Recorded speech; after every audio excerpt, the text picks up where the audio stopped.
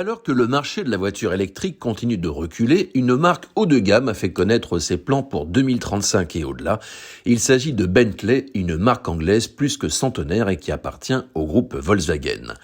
Elle a annoncé l'arrivée d'un SUV électrique en 2026. Il sera produit à Crewe, en Angleterre, où sont regroupées toutes ses activités du dessin à la production, en passant par la recherche et développement et l'ingénierie. Le SUV à batterie de Bentley devra affronter la berline EQS de Mercedes, l'I7 de BMW, l'e-tron GT d'Audi ou encore le coupé Spectre, le tout premier modèle électrique de Rolls-Royce.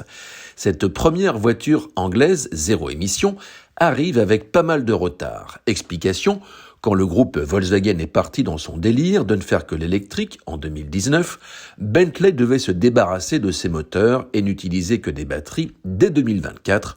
Un objectif finalement repoussé à 2030 et vous savez quoi, il vient d'être décalé à 2035, c'est-à-dire au moment où tous les constructeurs seront obligés d'arrêter la vente de voitures avec des moteurs fonctionnant à l'essence ou au diesel.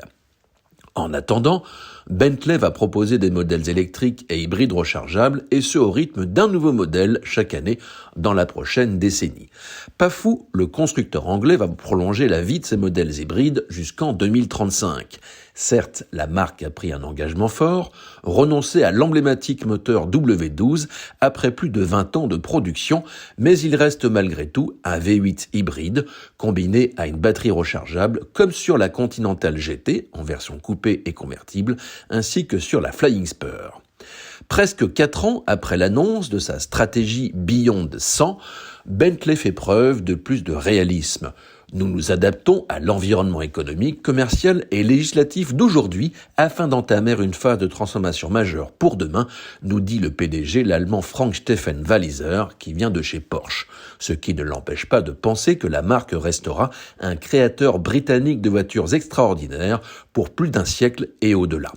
Dans le luxe, on ne peut pas dire que l'électrique ait remporté jusqu'à présent un franc succès.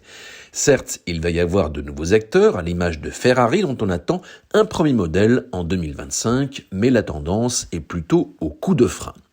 Ainsi, la transition vers l'électrique connaît un ralentissement chez Porsche, où les ventes de la Taycan sont décevantes. Non seulement la demande des clients n'est pas à la hauteur des attentes, mais il apparaît que chez les clients du segment premium et luxe, un regain d'intérêt se fait sentir pour les véhicules à moteur thermique. Autrement dit, la voiture électrique, ce n'est pas seulement un problème de moyens, mais d'appétit. Et visiblement, les riches ne sont pas pressés non plus de passer à la batterie. Salauds de milliardaires.